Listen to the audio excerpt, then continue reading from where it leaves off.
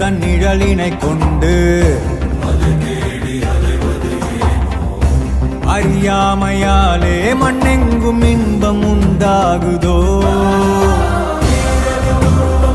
முதல்ல எனக்கும் உன்னை சுத்தமா பிடிக்கல சாஸ்கே. இப்போ அப்படி இல்ல,